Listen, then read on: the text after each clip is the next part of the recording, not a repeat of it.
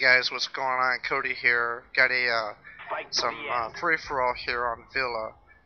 My class setup is the FAMAS with the dual mags. I'm running Flak Jacket Pro, Sleight of Hand Pro, and Ninja Pro. Kill streak setups is the Carpet Bomber, Chopper Gunner, and Dogs. Okay, and I usually, depending on the game mode I'm playing and just kind of more around feel, you know, I could go either way playing on Villa. Now, playing it free for all, you'll notice my movements are a bit more jerky because I'm constantly looking around. And being having jerky movements serves two things. It creates a lot of movement, makes it a lot harder to target hit, and plus you're constantly keeping an eye on your surroundings. You've really got to do that more so in free-for-all than other game types, keeping a constant eye on your surroundings, because unlike other game types, for the most part, free-for-all, the enemy is constantly spawning around you, and you don't have your teammates, you don't have teammates there to back you up. You know, like I said, the enemy will be spawning behind you, in front of you, to all sides, and you've really got to stay on your toes. So these jerk of movements, while they look sporadic and you know, like I'm running around like I'm on crack, they do have a purpose, and that's basically just to keep me alive. Okay, now you'll notice also, I almost never, you know, run toward the interior of the map unless I just absolutely have to. Mainly if it's the only way I can take cover. Constantly on the perimeters.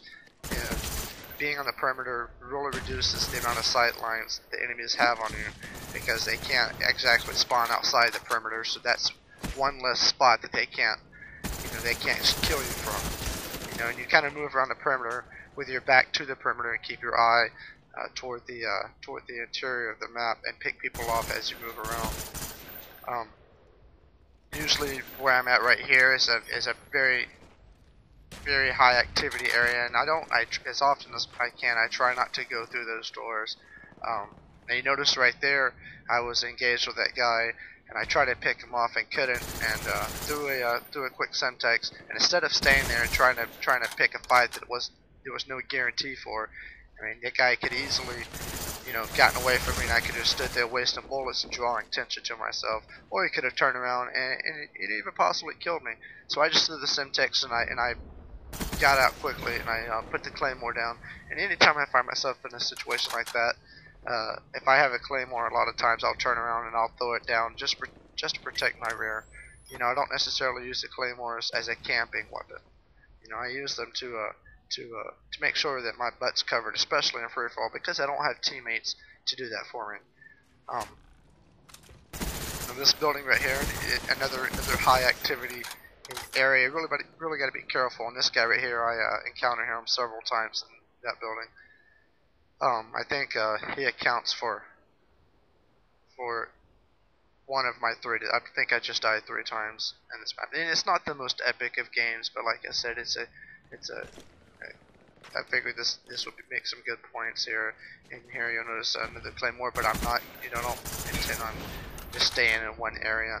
I rarely do, unless I'm defending an area in an objective type game, or I'm just in try-hard mode. I'm trying to get a really high KD. But you know, for the most part, I'm not going to stay in an area for way too long. It's not smart, and basically, to be honest with you, it's quite stupid. Enemy RCXD spotted.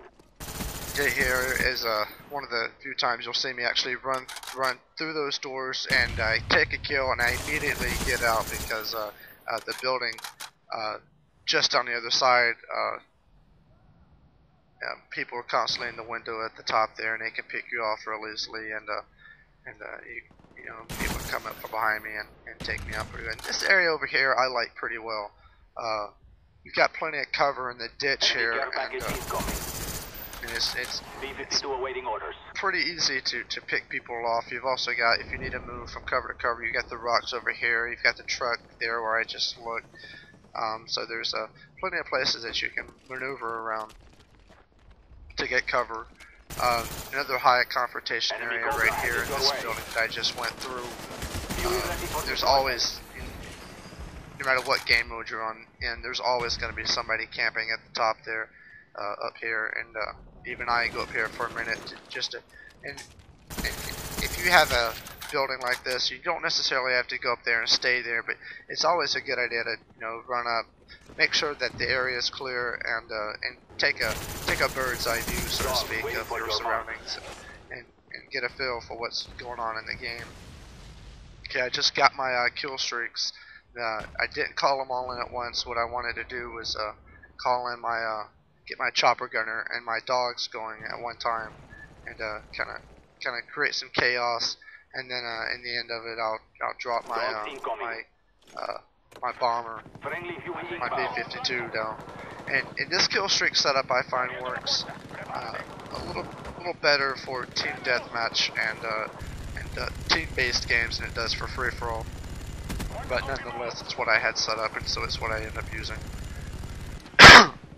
Here, I get a few kills with my chopper gunner. The chopper gunner is a great weapon. It's very powerful, and it gets kills really quickly and really successfully. However, it is very easy to shoot it down. So I oftentimes I have that problem where people, I usually, a lot of times I only get maybe 1 or 2 kills before they bring me down. Alright, right here, close to being out of ammo. And it's another good point. If you're not running with a scavenger, you always want to, as early as you possibly can, pick up an extra weapon, trade out your sidearm for another weapon. Otherwise, you'll end up in a situation like me, where I'm down to just my sidearm, and I think I only have 3 rounds left, so really not enough to get into a confrontation with my FAMAS. And in the end, it ends up getting me killed because I don't have and it's not that your sidearm's not a reliable weapon, but in most situations, your automatic weapons and your snipers, whatever else that you may have, is usually going to be obviously a better choice. And you'll see right here the part where I was talking about where I actually get killed. Now in this situation, this was kind of a stupid move on my part. I thought I could come up behind him and pick off an easy kill, but he happened to turn around as soon as I walked up. Now I could have handled that situation a little bit differently. Either I could have backed away and taken cover and try to let him come to me, or I could have not fired and maneuvered around and knifed him. And honestly, I think I could have done that a little bit better, because that way, I wouldn't be standing there shooting. You can actually maneuver a little quicker and kind of evade his shots a little better, and then try to move in for a quick knife kill. It would have been a little bit better, and I could have picked up his weapon. And here, right here, little sound horn. It was coming out, and I kind of slowed down, and I can hear the guy right here, and there he is. Pick him off, and it's the last kill. And that's pretty much it. Let's see, my score was I think 30 and 3. Honestly, I can't really tell what that is. Yeah, 30 and 3. So I hope you guys enjoyed it. Rate, comment, subscribe, and let me know if you have any questions or anything like that. And thanks for watching.